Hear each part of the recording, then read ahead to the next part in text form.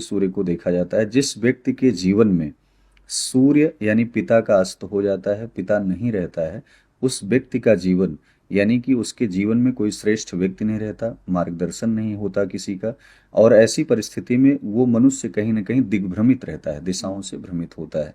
आपने देखा होगा सूर्य का पुत्र शनि, सूर्य के पुत्र में यमराज भी आते हैं, सूर्य की पुत्री में यमुना भी आती हैं, लेकिन वस्तुतः जहाँ यमराज और यमुना से सूर्य का अधिक स्नेह प्रेम था, वहीं पर शनि से सूर्य का उतना अधिक प्रेम नहीं था, और शनि ने अपना प्रभुत्व स्थापित किया, वस्तुतः अधिक समय लग गया। तो ऐसे में सूर्य और शनि का एक सूत्र देखना, एक उदाहरण देखना मानव जीवन को ये एक संकेत देता है कि जब जब आप अपने जीवन में आप एक अच्छे आदर्शों को लेकर के चलने का प्रयास करें, तो पिता हिरण्यकश्यप जैसा ही क्यों ना हो, लेकिन पिता के प्रताप से, शास्त्रों में कहा गया है, बाढ़हि पुत्र पिता की धर्म, खेती उपजय अपने कर्म। तो ऐसे में सूर्य के प्रताप से, सूर्य के प्रभुत्व से जातक की ही नहीं अपितु संपूर्ण राष्ट्र की, संपूर्ण विश्व की एक एक चीजों का, एक एक वस्तुओं का संकेत तय होता है कि उसके जीवन में, उसके आने वाले समय में किस प्रकार की गतिविधियां होंगी, अच्छा होगा या बुरा होगा। अब ऐसे में ही सूर्य जो है, सूर्य नक्षत्र परिवर्तन कर रहा है, और सूर्य नक्षत्र परिवर्तन कर क्या रहा है कि 16 अगस्त को शाम 7:53 पर, 16 अगस्त की सायंकालीन बेला में 7:53 पर पुख्य नक्षत्र से निकल करके केतु के मघा नक्षत्र में सूर्य प्रवेश करेंगे। वैसे ये भी बताया जाता है कि सूर्य प्रत्येक महीने राशि अनुसार परिवर्तन करते हैं, शास्त्रों में कहा गया है। और वहीं जो नक्षत्रों के अनुसार जो देखा जाए तो सूर्य 14 दिनों पर नक्षत्रों में परिवर्तन करते हैं, प्रत्येक 14 दिनों में नक्षत्रों में परिवर्तन होता रहता है। तो ऐसी परिस्थिति में जो सूर्य अब मघा नक्षत्र में जा रहे हैं, और वो भी केतु के नक्षत्र में, तो सूर्य और केतु का महामिलन, ये संयोग उन मनुष्यों के लिए, जातकों के लिए जो सामाजिक रूप से कार्य कर रहे हैं, जो सोशल वर्कर हैं, या जो बिजनेसमैन हैं, या जो गृहस्थ हैं, ऐसे लोगों के लिए कितना लाभप्रद होगा, कितना हानिकारक होगा, ये सारी चीजें आप लोगों को दर्शाएंगे। लेकिन सूर्य का प्रभुत्व जीवन में बहुत बड़ा होता है, यानी कि अगर कोई व्यक्ति वो अपने जीवन में रोगों से ग्रसित है और रोगों से जूझ रहा हो, तो सूर्य के आने से, सूर्य के उपस्थित होने से, सूर्य दर्शन करने से, सूर्यार्घ देने से उस मानव के अंदर चेतना ऐसे व्याप्त होती है जैसे रात्रि में चंद्रमा की उपस्थिति में कमल का कोष बंद हो जाता है और सूर्य की उपस्थिति में कमल का कोष खिल जाता है। तो ऐसे में ही मानव जीवन को भी प्रकाशित और प्रभावित करने वाला सूर्य बहुत ही महत्वपूर्ण है। जी, मतलब ये हम समझे कि अगर व्यक्ति चाहता है कि उसके जिंदगी में सूर्य का प्रकाश उसे प्रकाशित करता रहे, तो सूर्य को अर्घ्य देना भी बड़ा इंपॉर्टेंट हो जाता है, बहुत आवश्यक है।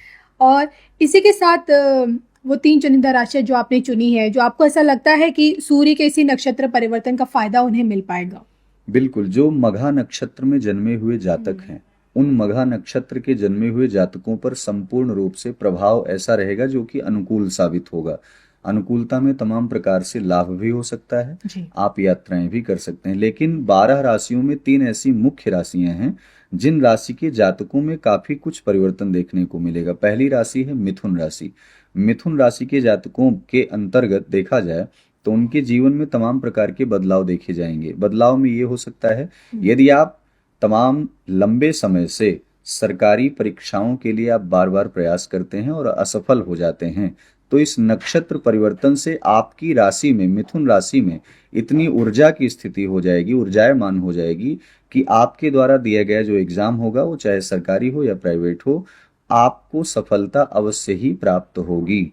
दूसरा ये कि दाम्पत्य जीवन या प्रेम संबंधों में तमाम प्रकार की जो खटास से आप जूझ रहे थे, उसमें माधुर्यता देखने को मिलेगी, यानी मधुर परिस्थितियां बनना शुरू हो जाएंगी। तीसरा ये है कि आपका जो रुका हुआ धन है या प्रॉपर्टी में जो आपने निवेश किया है, उसमें जो आपको लंबे समय से लाभ नहीं मिल पा रहा था, तो मिथुन राशि के जातकों को इस नक्षत्र परिवर्तन से काफी कुछ लाभ देखने को मिलेगा। जी, चलिए, मिथुन राशि के अलावा दूसरे नंबर पर किस राशि को आप लेंगे? दूसरी राशि की बात करें तो दूसरी राशि है कर्क राशि। कर्क राशि के जातकों के वैवाहिक जीवन में, दाम्पत्य जीवन में तमाम प्रकार के अवरोध जो चल रहे थे, अब एक नया जीवन, एक नया आयाम, एक नया अध्याय प्रारंभ हो सकता है। यानी कि वो बना हुआ जो विवाद है वो सामंजस्य में परिवर्तित होगा। दूसरा ये कि बिजनेस अगर आप नया करना चाहते हैं तो उसका एक सुखद संयोग बन रहा है।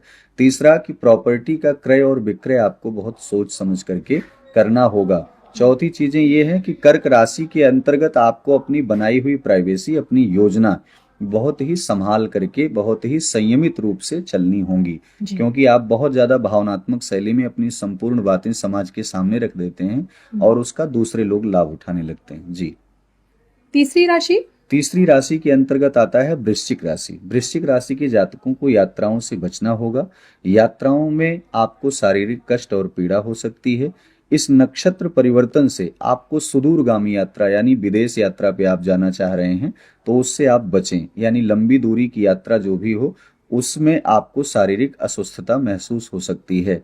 वहीं दूसरा ये कि वृश्चिक राशि के जातकों को इस नक्षत्र परिवर्तन से एक बड़ी जिम्मेदारी मिल सकती है। आपको ऐसा पदभार या फिर आपके कार्यों में, आपके बिजनेस में आपको प्रमोशन मिल सकता है, आपको नौकरी में प्रमोशन मिल सकता है और इसी के साथ साथ आप कोई नई वस्तु भी खरीद सकते हैं, जैसे कि वाहन हो सकता है, भवन हो सकता है, आदि कुछ चीजें अपने जीवन में आप नया धारण कर सकते हैं। खास करके जो सबसे महत्वपूर्ण विषय ये है, इस नक्षत्र परिवर्तन से आपके अंदर आध्यात्मिक ऊर्जा लबालब भरेगी। अर्थात ये कह सकते हैं कि आप आध्यात्मिक ऊर्जा से ओत प्रोत होंगे। तो ऐसी परिस्थिति में आप आध्यात्मिक भी बन सकते हैं। अन्य जो 9 राशियां हैं उन 9 राशियों पर भी अनुकूल प्रभाव पड़ेगा। वस्तुतः ये 3 राशियां ज्यादा प्रभावशाली, ज्यादा सूर्य के नक्षत्र के परिवर्तन के कारण से इन पर ज्यादा लाभ की स्थिति बन रही। जी।